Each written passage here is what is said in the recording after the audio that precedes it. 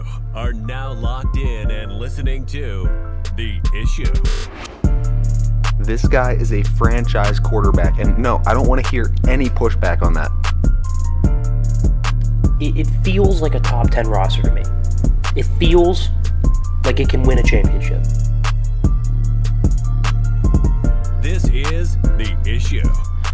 Yo, what's up? We are back. It is The Issue, Thursday, September 26th. Another episode for you here. More NFL to talk. Surprise, surprise. A lot of stories going on. Stuff to cover. Surprising start to the season. Quarterbacks who, we thought nothing of, haven't discussed them in years, are starting to take off, look good. We're going to talk about that a little bit, but we're going to start the show with the Dallas Cowboys. Tim's thoughts there. We're going to move into hits and misses, go over where we were right and wrong on the week, and then move into a top 10 list of quarterbacks. Who has the best play so far? I think we're going to do this one about every 3 weeks, give you a good temperature gauge of the league. Of course, quarterback being the most important position on the field, so probably the most important to go over on a tri-weekly basis. Other than that, we will have the Week 4 predictions nestled right in at the top of the second segment, and the Week 4 bets on a budget to close things out. That is episode 244. I know that Herbert got hurt, but is it the best defense, Pittsburgh? I think so. I'm looking through the games right now, and I'm like, God, that was just 168 total yards. Like, give me a break. There's an argument to be made. They looked really good. I think defense is something we should filter in at some point. Pittsburgh might be the top. Do we have them in our top 10 when we did the preseason? I don't think we did. Jesus, that was bad on our part. Yeah, that's a miss on our part. There were 3 teams. Like I said, I was looking through the games. There's 3 teams that I really thought needed a win this week, right? Maybe they're not all do or die, but 3 teams that should have won, should have had a win in the bag, needed it, whatever. I would say San Francisco, Chicago, and Dallas were the 3 teams that I thought, a win would really... 1-2 versus 2-1 for each of these teams looks and feels a lot different, right? So let's start with San Francisco. They have to win that game. You can't be up 10 with a Bear roster, or I guess against a Bear roster, and Matt Stafford throwing 2 deck chairs. I mean, Puka Nakua's out, Cooper Kupp's out, offensive lineman out, defensive lineman out. It was a disaster, and you're up 10. Up 14 at one point, and you lose. Can't do that, but let's be real. They'll be fine. They have a ton of weapons. They're still going to win 9-10 games. They'll make the playoffs. They'll be fine. Chicago, definitely worrisome. I talked about them last week, and I'm going to have a film breakdown coming this week comparing last week to this week because it looked a little bit better, but actually not that much better. If you really think about it, you look at it, you're like, oh, Caleb Williams threw for 350-something yards. They must have done better. Not really. First half was still terrible. But let's look at the whole scope, the whole picture here. They have talent. They have a young quarterback who I still think is generational. It could be worse, right? They're going to have cap space going forward. Their situation could be worse. Not ideal, but it's going to be okay. And then there's Dallas, right? That third team of the 3 that I said they really needed a win, right? 2-1 would have felt a lot different than 1-2. Because imagine they win this game, right, against Baltimore. And you're like, okay, well, maybe it was more of an aberration that they lost to the Saints. The Saints caught everybody off guard to start the year. Nobody thought they'd be this good. Hey, it happens. Sometimes you just run into a juggernaut. That's what happens if they win. That's our thought process. That was an anomaly, that game against New Orleans. If they lose, though, now you're seeing the concern. Right, the team that had a noisy offseason, and Mike is on podcasts, and Dak had no contract, and CeeDee Lamb's holding out, and Trayvon Diggs is coming back from injury, and our owner's talking out of his ass every week on the radio, and we have minimal depth at key offensive positions like running back and receiver, and we lost 2 starting offensive linemen, etc., right? Those were the questions going into the season. And now where are we at through 3 weeks? Well, the run defense is still really bad. Right, you lost a bunch of pieces up front, and the ones that came back aren't playing as well. Right, your stars aren't playing as well. So your run defense is terrible, and you lost your defensive coordinator. So clearly there's a disconnect there with the new one. Dak, with a shaky offensive line, lack of depth, and now playing from behind, much closer to a C- than he is a B- quarterback. I've always said he's a B+. He's way closer to a C- with this roster and this iteration of this team. The defensive staff appears to be completely lost. Zimmer was on the market for a reason. You just don't have defensive geniuses on the market very often. Or you could say Belichick, you could say Vrabel, but they weren't going to go out for a defensive coordinator job. Right? Your defensive coordinator geniuses are already all coaches. Right? Your Flores and your D'Amico Ryans. think what you want about Robert Saleh, but he's a good defensive coach. He's already, a coach. Or you don't have these guys on the market for no reason. And here's the very, very concerning thing, if you're Dallas, is that they don't have anywhere to pivot to. Where you could argue, and I would believe you right now, that Dallas is probably a better team than Chicago. But who would you rather be for the next 5 years right now, Chicago or Dallas? I mean, this is what you got. This is what you got for the next at least 4 years. Jerry's impulsive. He's going to keep paying his guys, a.k.a. Dak and CD, like he already did, and Micah, who will be paid. And I think they're all going to be overpaid. They already all are overpaid. And Micah will be, I guess, here. And I give it another year, he'll be the highest paid defensive player. Although I don't think he should be. They're never going to be bad enough to get a top 10 pick. So they're not going to be bad enough to go get a true franchise, top 10, franchise-changing quarterback to pivot off Dak with. And you're truly not going to be bad enough to actually be able to rebuild, right? To maybe trade some picks, to get draft capital, to move off some guys, to fully rebuild. But you're never going to be good enough to win a Super Bowl with this iteration of this team that you're now stuck in for the next 4 years. They're going to be a very noisy, very overhyped, and to be honest, a very annoying version of the Kirk Cousins Vikings. They're good. Sometimes very good. Sometimes not as good. Probably shrink in big moments. Probably beat up on the dregs of the league. Right? If you have a bad quarterback and a bad defensive line, Dallas is probably going to eat you up. But if you are good in the trenches and your quarterback is alive and competent, you're going to be able to hang with Dallas and probably beat Dallas. Right? If you're above average, you'll probably be able to beat Dallas because that's who they've been for the last, 3-5 years? Probably even longer. But since we've been doing this show, 4-something years now? This is who Dallas has been. And there's not a savior. There's not an end in sight like there is for the Bears or the Niners or the Texans with C.J. Stroud, right? They lost today. They're going to be fine. They have C.J. Stroud to make it. They're good. They're not freaking out in Houston today. This is who we expected this team to be. Not very good. In fact, Luke, what did I say would be the record for the Cowboys through the first 11 games? 1-9. 11 games. I guess 2-9. 2-9. I said 2-9. Right now they're 1-2. In fact, I had them winning the Saints game. So I already had their 2 wins out of the way. I have them losing the rest of it. So I have them losing to the Giants this Thursday. I think that's a sneaky, tough spot. They're not getting any pass rush, and Daniel Jones with time to throw, we just saw it in Cleveland, isn't the worst thing we've ever laid our eyes on like we thought he may be. So I'm just saying that at least there's an end in sight for some teams. Where do you rest your what do you hang your hat on if you're Dallas this morning? I mean, what is there to be excited about? Am I missing something? Your quarterback's average, your offensive talent's average, your coach is average, your defense is average. Your fan base and your media presence. That's all you have to be thankful for, pretty much. Otherwise, this team's irrelevant. This is the most average team that gets so much hype and so much attention just because it's America's team and just because it's the Dallas Cowboys. Your brand and your image gets you the most hype. Your football play is horrific. It's terrible. I mean, terrible, maybe a stretch. For the you're first right, but three it's quarters, overhyped. It's overhyped. Oh yeah, but for the first 3 quarters of that Baltimore game, they didn't look like they were a football team. I completely even agree. In the slightest. I completely agree. To me, and now this is going to sound like a shot at Micah. Well, actually, it is a shot at Micah. I think he may be the most overrated. I was going to talk about the defense, but I think in specific, I think he may be the most overrated player in terms of defense in the league. He's not consistently wrecking games. He's like there's no impact. To me, if he's off the field, it looks like the same defense. Yeah. He's got about 1 or 2 games a year where you're like, oh, he may have contributed to that win.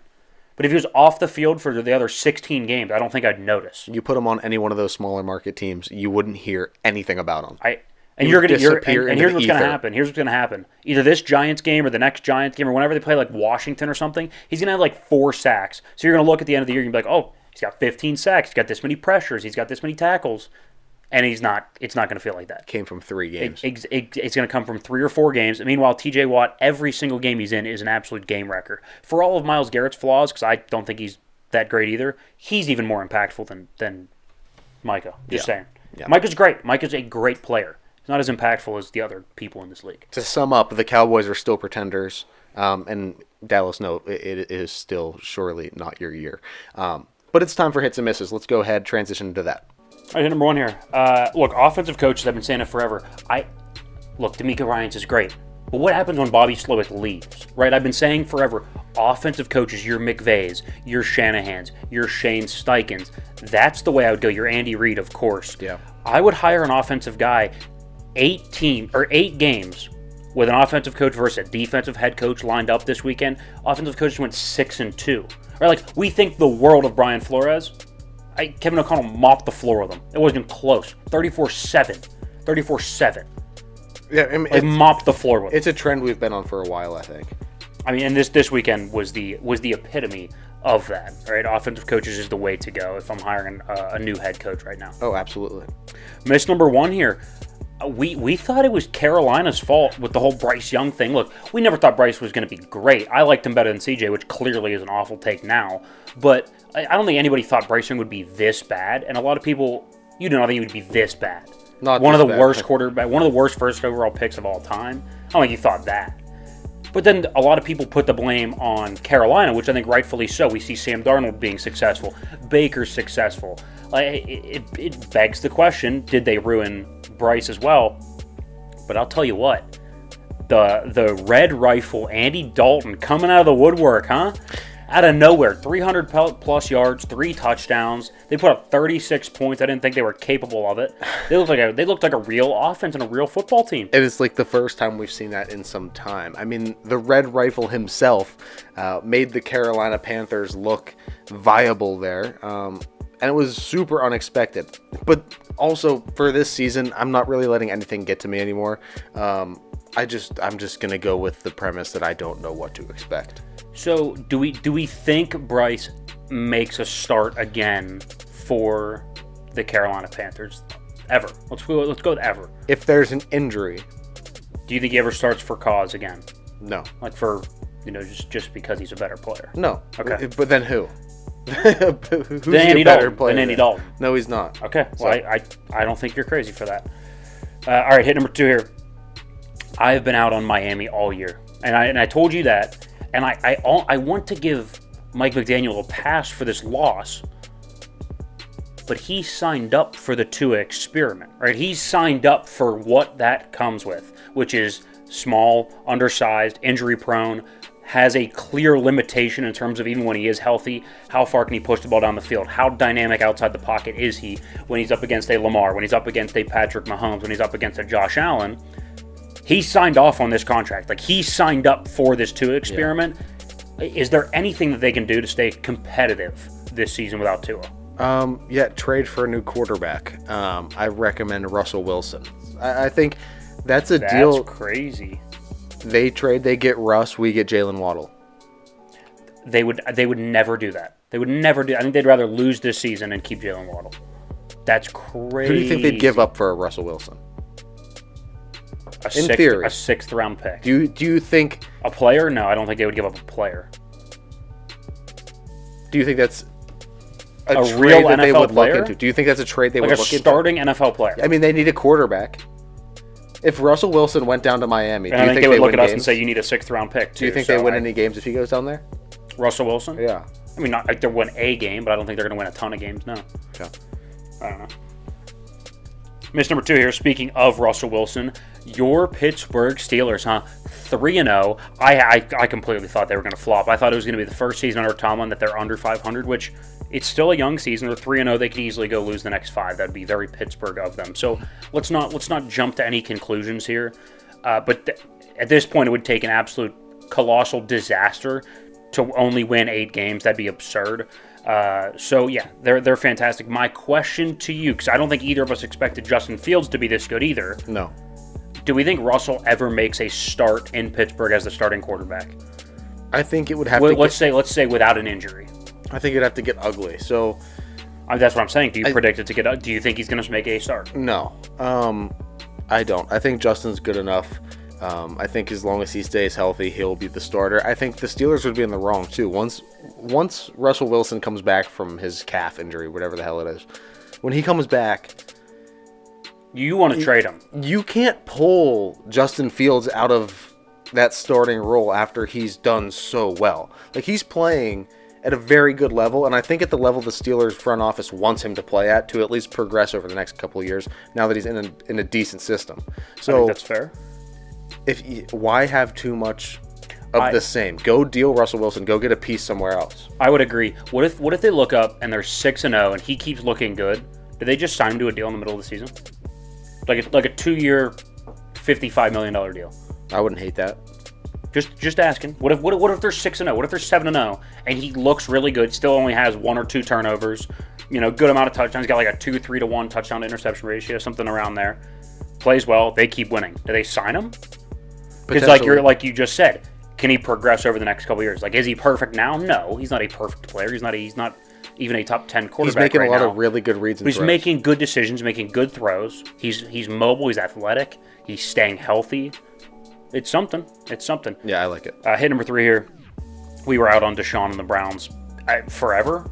Is that fair to say? Yeah. I don't basically think forever. We never gave them any love. No. Well, they're just. I don't think it's a particularly talented football team. I think they're very overrated in terms of their talent. I think Deshaun's overrated. I do like Stefanski, but I think he has a limitation. I do think he has to have good line play and he has to have a good run game for kind of his philosophy to really work. He's got to have really good personnel in those spots. And think back to a couple years ago when he had probably the best offensive line in football. It's not quite to that level now. It's good, but it's not quite to that level. And they don't have Nick Chubb. They don't have Kareem Hunt. It's Jerome Ford and some rotational guys. So my question to you, how much longer of this type of play on offense before they explore like a Jameis Winston or could go to DTR at quarterback? I don't think it's going to be long. I'd give it 6 weeks, 5 to 6 weeks. So what if, let's say over the next 10 weeks, okay. Well, let's go even shorter than that. Let's go over the next 6 weeks. Okay. 6 weeks. If they look like that, like pretty bad for 4 of them and okay for 2, what do? Do you make a change? You would need to. I mean, you need to explore other options. You need to get the next, not even whoever's going to be the next guy to take over, but you need to get some sort of new refresh in there and just Jameis. say, we're not going. I think with Jameis is a starting caliber quarterback in this league. I've said it for, how long have I been saying it? Yeah, I don't think he's not going to win you anything, though. So starting for a year or 2 while you find your next guy. He's better than Deshaun. Yeah, he's a good bridge guy, but that's a fine bridge to go from Deshaun to a bridge guy and then look for that next. Right, but we're seeing bridge guys get high-end bridge contracts. Baker got one. Geno got one. Sam Darnold's probably going to get one. Like, it's possible. Yeah. It's not outlandish to say he could be at least somewhat of a short-term franchise guy. Oh, yeah, Miss number 3 here. We had the Niners minus 7.5, and they're up by 14 at one point. They're up by 10 at one point. And Kyle Shanahan once again loses a lead. Matt Stafford, Sean McVay, whoever's left on the Rams roster that's not hurt, that's not on the IR, claws back from down 24-14 with what was it, like 10 to go or something like that. Mm-hmm. They win on a last-second field goal, 27-24. Who is more to blame for this loss? Is it we'll call it a brain drain of the defensive side of the football? D'Amico leaves, Robert Saleh leaves, like all these defensive guys move out of San Francisco because they go get head coaching jobs, and Kyle is an offensive guy. He doesn't really know how to replace that side of the ball. Or does that fall on Kyle? I think it falls on Kyle. Well, I think it falls on Kyle 100%. Especially because you're an offensive team and your MO is running the football. And they got away from This is the same that. argument that I have with Baltimore. You shouldn't have. They have like 6 losses in the past couple of years where teams come from behind in the fourth quarter. It's like you're supposed to be good at running the ball. Like you need to be able to put teams away. Right, in case you forgot, running the ball is the best way to put a team away. So it's like, that's my concern with San Francisco. It's like, you should be good at this. This is the thing that you should be good at doing. Yeah, that's their identity, is a power running football team. Correct. So yeah. That's hits and misses. Guys, we now have our top 10 quarterbacks list to get into.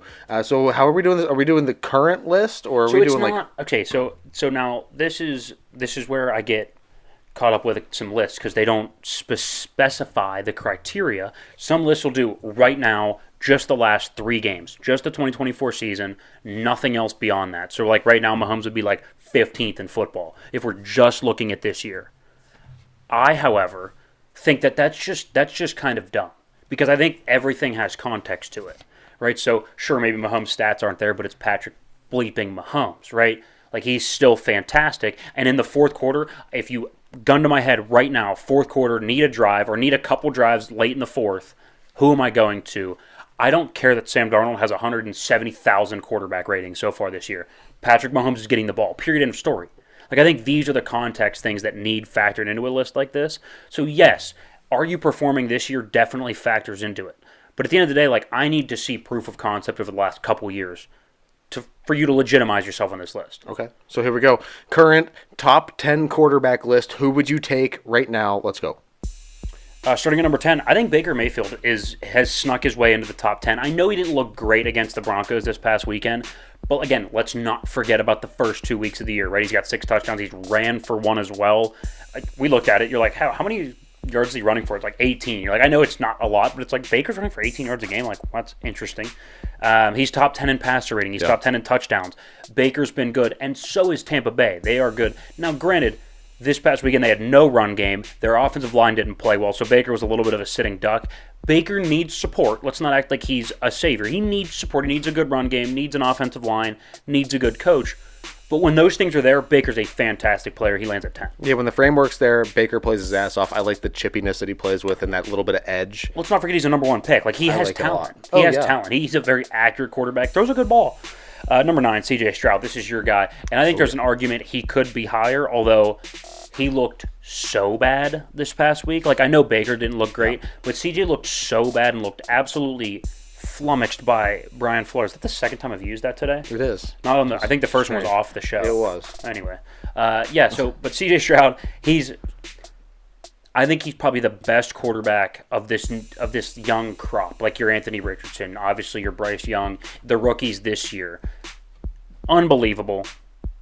Is he the most accurate quarterback in football? He's very accurate, but I also like what he adds with his legs. I mean, not even just so much the rushing, but just getting away from pressure, extending the play, getting outside, and then making those throws. It looks very Mahomes-esque at points. Ooh, stunning. I would go number 8, Aaron Rodgers. Now, I don't think he's great, but I still think he's probably. I know. What? Why are you looking at me like that? No, I don't. I thought you were looking at me like you were like, no, you disagree. I know. I'm just saying. You came full 180 on Aaron recently. No. Hold up. You said that old man was going to get his ass kicked in week 2 on Monday night.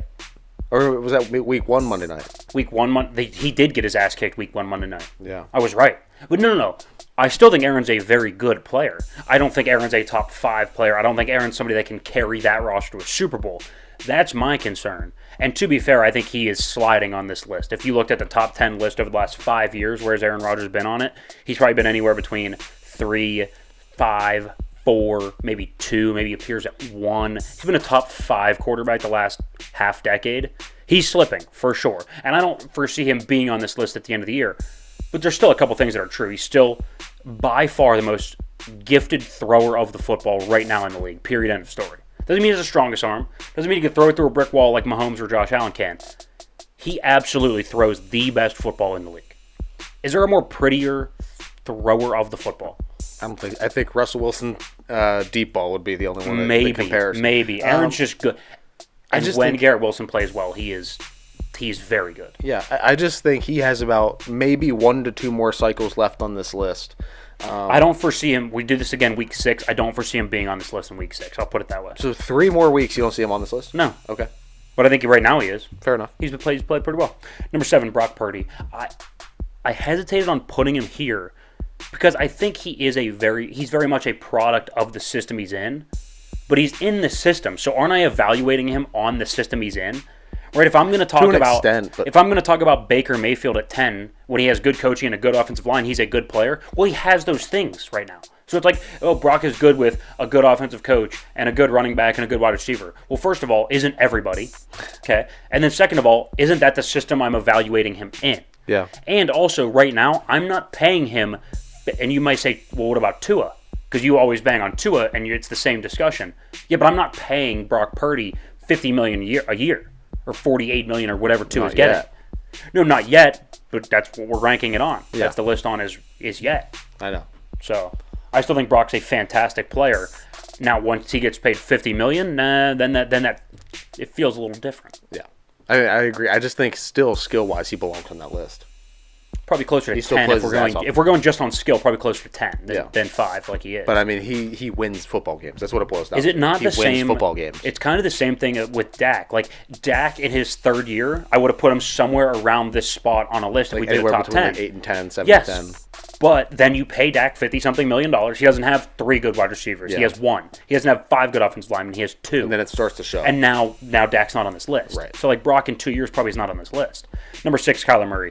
I know a lot of people push back on Kyler Murray. I still think to extend a play, he's the most gifted runner in terms of extending the play and the most elusive runner. You can't get your hands on him. I know Lamar's the best runner in terms of getting yards, getting touchdowns. Kyler may be the most elusive player in football. You can't get your hands on him. You can't bring him down. This is a player though over the course of the season that tends to wear down because he's a smaller player. Yeah. But right now there is no doubt in my mind Kyler Murray is a top 10 quarterback, and he may throw one of the best deep balls in football. Yeah. Him, Goff, and Mahomes maybe. The stats show it, and the level of play this year shows it. I'm not the biggest Kyler guy. I think it will return back to normal pretty soon. If you factor in his talent, he's a top 5 player. Okay, that's ridiculous. No. You don't think he's one of the most talented quarterbacks in football? Because, I mean, we're going to go over 2 guys here at 5 and 3 that he's more talented than. But they're just better quarterbacks. But yeah, from a talent standpoint, he's got to be top 5. All right. Next one's Joe Burrow. You're telling me Kyler Murray's not more talented than Joe Burrow? Raw talent. It's some things, but I think Joe Burrow is worlds above him in other things when it comes to talent. Exactly, like the little things that make him a better quarterback. Sure. With just talent, Kyler's better. He's faster, throws the ball better. He has a couple more tools, raw tools, but they aren't refined at the same level. That's a fair point. But anyway, Joe Burrow at 5. I think situationally he's still the best quarterback in football from third downs, in the red zone, 2-minute drives. I think he's one of the best situational quarterbacks I've seen in my lifetime. He lands at 5. The fact that they were even in that game at Arrowhead is impressive. I like him there. Yeah, I mean, he plays well in that stadium. He's one of the only visiting quarterbacks that plays even remotely good in that stadium. Yep. So, Number 4, Lamar Jackson. I know everybody wants to bellyache about Lamar. Look, MVP, 2-time MVP, wins 80-something% of his games, especially when he's not playing some guy named Patrick Mahomes that, by the way, nobody ever beats.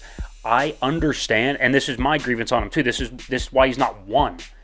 Is in big games he chokes a little bit. That I completely understand that, but he's still a fantastic quarterback. You cannot tell me that there are 10 guys that you'd rather take over Lamar Jackson in the league right now. No, yeah, I love him at this spot. I would argue that he could be higher up this list even. Sure. Number 3, Matt Stafford, best arm in the league. The things that game against Detroit, opening game, not opening game, but week 1, I guess. Was that not maybe the best? To me, that's still the best quarterback performance I've seen this year. I think so. Right, 2 of his starting offensive linemen go down mid-game. Puka Nacua goes down mid-game. And what? They're just like, hey, Cooper, 16 catches or something like that for Cooper Kupp. Getting hit, moving in the pocket, moving outside the pocket. Just taking shot after shot, getting back up, no look, sidearm, over the top, intermediate. He can make every throw on the field. One of the toughest quarterbacks in football, best arm in football. Matt Stafford at 3. Yeah, I love it. That game was impressive. I think he'll be a guy that just stays here. He's so consistently good. I'll take Matt Stafford at 3 all day long. I would go with Josh Allen. Josh Allen at 2 here. I know that he is not perfect. He's not, the best at protecting the football. I know he's a little turnover prone, throwing interceptions, fumbles, etc., leaping into the end zone, hurting his hand. I get it. He's a little bit reckless. But very quietly, he has the best pass rating in football this year. 124. Unbelievable. Able to push the ball down the field. Struggles a little bit with some of those touch throws. You see him get into trouble when he's trying to layer the ball, right? That's when he throws a lot of his picks. Sometimes you just won't see a player. Dynamic with his legs. Very good with his arm. One of the strongest arms in football, up there with Stafford and Mahomes? Easily.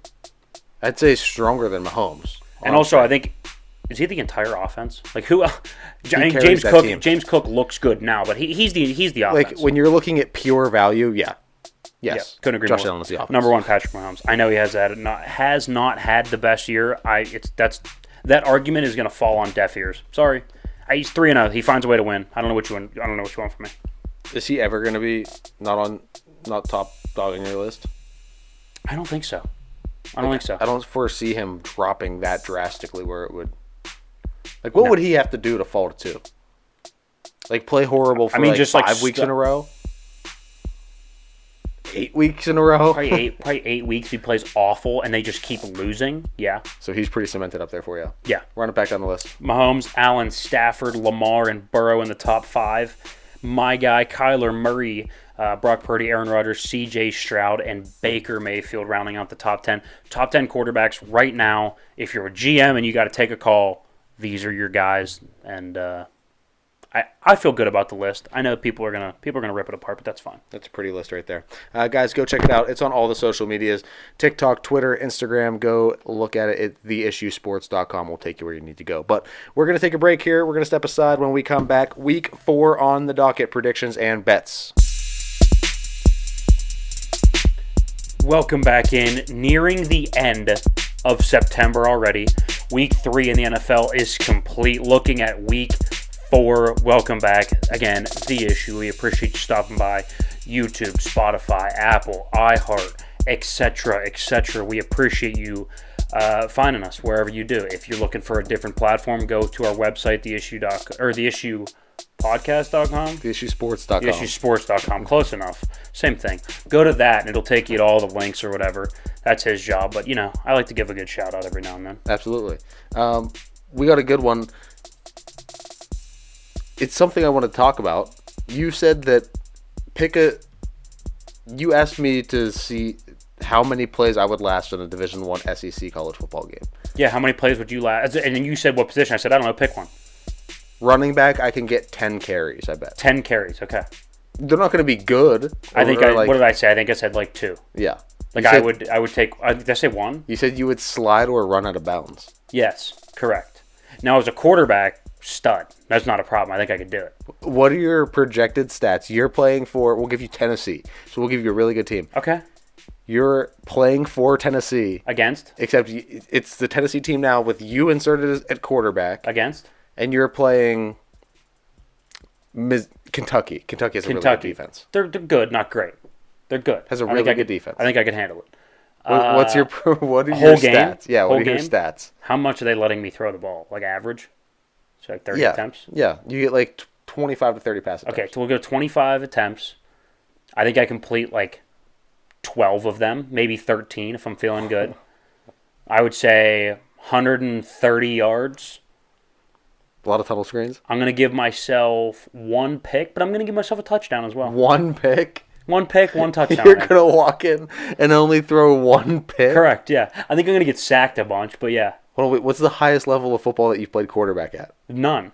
I've never played quarterback. The Turkey Bowl level? Yeah. And I'm a stud there, so I have great faith. Okay, there we go. I also get Tennessee's coaching, all right? What do you want from me? Yeah, that's huge. Their coaching staff. That's huge. Anyway, guys, we need to get to some real football here. Week 4 NFL predictions, every pick for every game. Let's go. Well, I am sucking really bad this year to start. 0-3, and I think I've only hit 2 games. Yeah, I'm 11-2 in yeah, that's actual just splits. bad. Just bad. So we have 7 this week. I'm trying to make up some ground here. And I said it. Now, to be fair, this is one that I said. This is not one of my out on the limb ones. I said this when I'm looking at the Cowboys' schedule. I said the Giants are winning when they're at home. I like New York to upset the Cowboys on Thursday Night Football. They're actually protecting Daniel Jones. And when you can protect Daniel Jones, and he now has a bona fide number 1 in the league neighbors, he's not awful. And they ran the ball a lot more effectively with Devin Singletary this past weekend. And we know Dallas can't stop the run so far this year. I think they have a chance. I know it's a bit of a long shot, but I called this upset 6 weeks ago, and I can't walk it back now. No, it's Dallas. Dallas is winning this football game. I don't like Daniel Jones. I don't like the New York Giants. I'm going to err on the side of caution and go ahead and take the Cowboys from Dallas this week. That's fair. We both like the Saints. Now, I did think a little bit about the Falcons here at home, but I think the Saints are I think it's arguably a more talented roster. I think it's a better coached in terms of offensive roster. It's more well-rounded. It gets a more well-rounded team. I think they're able to run the football on Atlanta, so I'll go Saints in a close one. Yep, I'm going Saints as well. Rams at the Bears, second split here. I'm going with the Bears, and actually, believe it or not, the Bears are favored by 3. My concern is who's healthy for the Rams, and I know that they played well against the Niners, but Sean McVay has the Niners number. Different coaching staff. I think the Bears get a little bit of offense going. I'm going to say like a 24-20 type of game. I'll take the Bears. Okay, I'm going Rams. I'm going Stafford. I'm going McVay. Scheme their way to victory type win. And plus, I don't think they have too much to look out for Chicago in terms of offensive firepower. I don't know, man. I think Caleb Williams can make some throws. I think Rome Odunze is good. But, it's still Chicago at the end of the day. Chicago's going to be Chicago. I mean, 2 splits. I think I have the better quarterback in both. Daniel Jones over Dak and Caleb over Matt Stafford. Yeah, that's crazy. For sure. Bengals going to Carolina and the new revamped offense there with Andy Dalton. I still think Cincinnati's a better team. I'll go Cincinnati. Yeah, I'm going Cincinnati too, even though they have Am I ever going to pick Carolina? I don't know if I'm ever going to pick Carolina this year. I think I'll just die on the hill of just never picking Carolina. Yeah, I'll be wrong the 1 to 2 other times. Sure. Eagles at the Bucks. I'm taking the home Bucks. Actually, they're underdogs by 2.5, which is kind of crazy. You're taking the Eagles. I think I get a better quarterback. I think Baker's a better player this year so far than Jalen Hurts. Jalen has 26 turnovers, 19 of them picks since the start of last season. That's by far the most in football. I'm taking Tampa Bay to run the football a little bit. Baker's going to be a better player. I'll take Tampa at home. And it's hot September, Tampa Bay, humid weather, northern team coming down. It's a lock. I just don't like Baker in that spot. I love Baker in that spot. I think Jalen Hurts was an Alabama quarterback. Don't talk to me about warm weather. He's fine. He played down in Tuscaloosa. It's just Jalen, though. It's just Jalen. I don't know. I just think the Eagles have more talent. Okay, I agree with that. Yeah, I agree with that. Colts at the Steelers. I'm taking the Colts. This is such a spot where just when people start buying into Pittsburgh, just when people start buying Justin Fields jerseys, just when we think Nick Herbig's going to be that second pass rusher, when you think everything is going well, that's when Pittsburgh loses a road game that they should win. Does anybody remember when Jay Ajayi went nuts on us in Miami like 5 years ago? Remember when we lost to Indianapolis last year on the road? This is totally a spot that they relapse. I will take the Colts. This is a spot where T.J. Watt and the Steelers' defense as a whole destroys Anthony Richardson. He has not been a good quarterback this year. He's been extremely inaccurate. That means a lot of picks. But also, let's not forget the type of pressure he's going to have on him running around trying to avoid a T.J. Watt pass rush. It's not going to be pretty for Indianapolis. I think the Steelers' defense is way stronger than people like to admit. The Jay Ajayi season was also when we had a horrific running back core and our safeties couldn't step up and make a tackle, and we had nobody on the outside either. So I'm taking the Steelers. They have more talent on defense, even if the offense is a little bit lackluster. Boswell will get it done from 60+. We're fine. Vikings at the Packers here. Believe it or not, even when it was Kirk Cousins and Aaron Rodgers starting at quarterback, the Vikings give the Packers problems at Lambeau. It's one of the few teams that can go into Lambeau consistently and compete at a high level. I think the Vikings are a better team. I'm getting a better quarterback, regardless of if Jordan Love or Malik Willis starts. Now, I think healthy Jordan Love's a better player than Sam Darnold, a more consistent player thus far in his career. But if he's coming back from injury, I think I'm getting a rusty, not 100% Jordan Love, or I'm getting Malik Willis. Either of those scenarios, I'll take Sam Darnold. Yeah, I'm going Sam Darnold and the Vikings. Now, real quick, if you could go back right now, NFC North, our divisional predictions, would you swap Minnesota and Green Bay, or do you still think Green Bay finishes on top? Just because we're going to see them against each other now. That's close. Because I think this, personally, would be a revision I would make, where I would put the Vikings up top. Secret third answer, I still think Detroit is probably going to end up winning that division. Oh yes, I think Detroit will too. But I'm just saying in terms of where they fall in the because we had Green Bay above them. Probably Minnesota. Probably Minnesota. All right. Yeah. Houston hosting the Jags. We're both taking the Texans. Better football team. Team that got, well, I guess they both got humiliated. But I think a more well-rounded team. The better team coming off a bad loss, I think will win. And with a better quarterback. That's 100% true. So. Broncos at the Jets. I think the Jets are a better team. They get a better quarterback. I do worry with the coaching disadvantage, but I'll take the Jets at home. Yeah, I'm going Jets as well. The coaching hasn't seemed to be too much of a factor yet. I think it will. Nat Hackett sucks, but Robert Saleh's not losing them games yet, so that's good. Yeah. Commanders at the Cardinals. You're actually going to go with the visiting Commanders, big Jaden Daniels guy over here. Yeah. I'm going to go with the Cardinals. I get a better quarterback in Kyler Murray. Going to run around, going to make plays. This Commanders defense is not all that. I'll go with the Cardinals. All right, I'm just going Commanders just based on momentum, pretty much. They've looked good the past couple of weeks, even if they haven't won every single game. That's the cover. They look very, very good. So Yeah. Patriots at the San Francisco 49ers, both taking the Niners. Patriots are devoid of talent. Yeah. I mean, is there anything else to say? The Patriots, devoid of talent. If they won, that would be a shock. And the 49ers are missing like 2 to 3 of their top pieces, and now Trent Williams is out too. I still think it's a better roster. And I would still take San Francisco in a heartbeat. How crazy is that? Everybody plays under the same rules. It's all the same salary cap. How crazy is it that the San Francisco can miss 4 of their top 5 players right now and just be significantly better than New England? They're just fine. Just way better than New England, and New England's got everybody at full strength. Yeah. Crazy. Browns at the Raiders, I'm taking the Browns. I don't trust the Raiders. Yes. I just don't trust the Raiders. No. Chiefs at Chargers, to me, this is a stay away. I'll go Chiefs just because I think I'm getting more consistency, but this is mostly a stay away for me just because I don't know if Herbert's healthy and playing. Like, I don't know what his degree of health is. I'll go Chiefs. Yeah, I'm going Chiefs as well. Even if Herbert was healthy in a shootout, I'm still taking Mahomes at this point. 2 straight splits here. You're liking the Ravens at home. I'm going to go with the Bills because what does Lamar do in primetime? He tends to shrink a little bit. I think the Bills clearly are they real? As of right now, are they the best team in the AFC? We just saw them dismantle Jacksonville. They won a tight one against what we see now is a scrappy team in Arizona. And then who'd they beat in week 2? Why am I blanking? Oh, the Dolphins on Thursday Night Football. Yeah. And I know, Tua got hurt. They thoroughly dominated them even before he got hurt. I think the Texans would give them a run for their money right now. I would say the Bills are better, but it's close, so I'll take the Bills. Okay. I'm going to go Ravens. I do think it's going to be insanely close, 1-2 point game.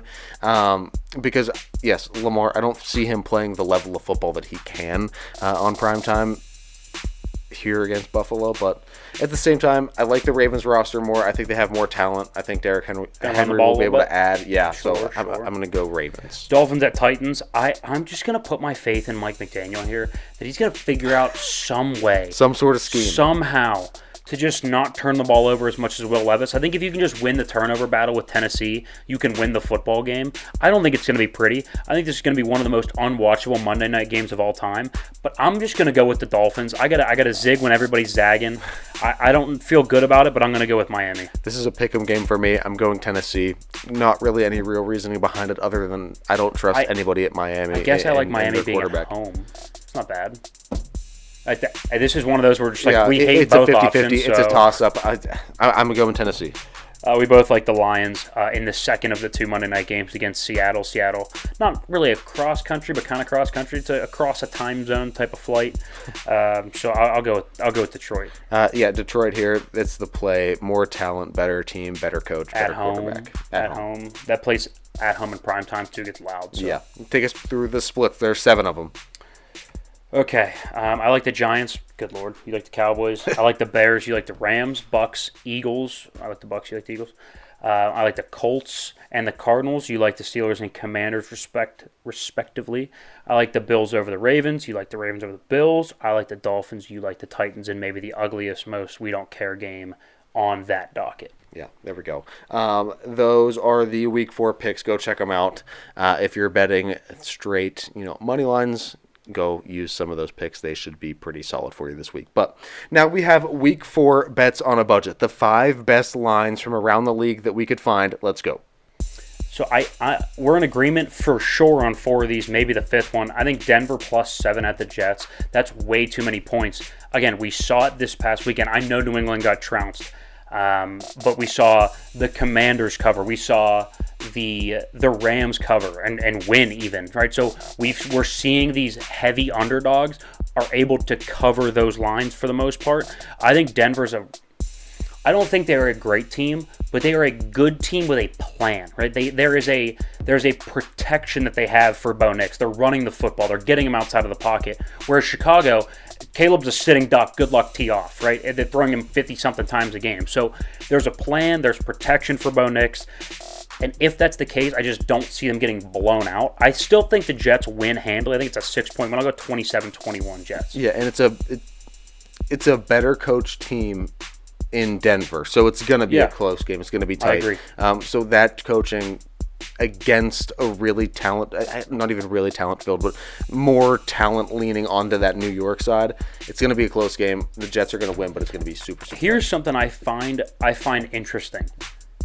Sean Payton, Bo Nix, and Denver, they've opened up with 4 straight defensive head coaches. Yeah. Mike McDonald, Now, Robert Saleh, they had Todd Bowles last week, and then they had Mike Tomlin. That's 4 straight and good defensive coaches. That's a gauntlet. So maybe they're starting to put it together. I like Denver +7. Yep. Minnesota +2.5 at Green Bay. Like I said, they play Green Bay close at Lambeau, and I don't know what I'm getting at quarterback for Green Bay. Whether it's Malik Willis or whether it's Jordan Love, but coming off an injury, I like a healthy and thriving Sam Darnold over anything that I'm getting in Green Bay. And Minnesota, it's a weird. Brian Flores, we thought, was just kind of this outcast, right? Yeah. Not good in Miami. Well, good coach, but kind of outcast Miami. Tua starts talking all this stick on him.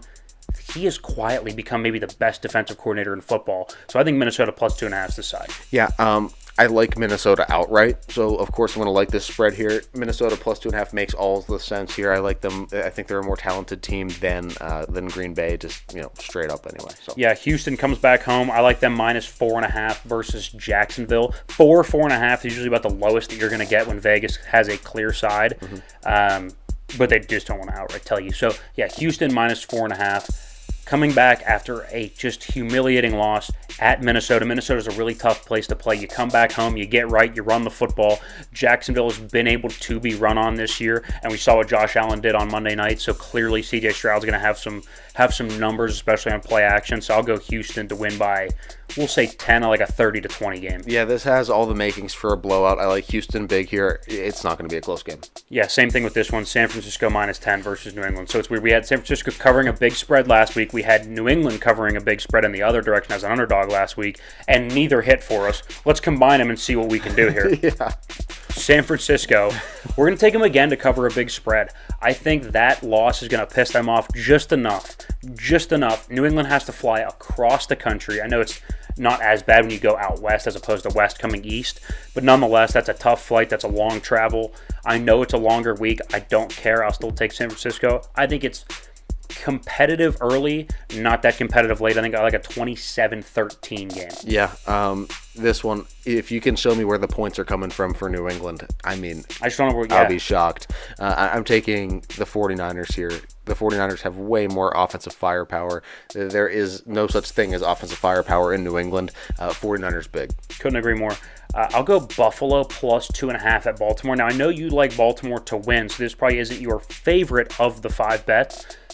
But we're getting the 2.5 before the market has adjusted for that throttling at at Jacksonville, or I guess at home versus Jacksonville. Yeah. I think Buffalo is undervalued here.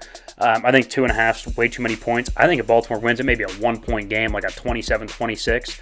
I like Buffalo to win outright, but just the value of getting what many view as a better team at plus money, you got to take that. While I like Baltimore to win the game, I'd like it to stay extremely close. And what I said in predictions, just a segment ago, is there is so much talent in Baltimore, but you know that Lamar is going to shrink a little bit. I like this to be a 1-point game, so I love this bet here, but I'm just going to take the other side. I think Baltimore wins. That's a fair point.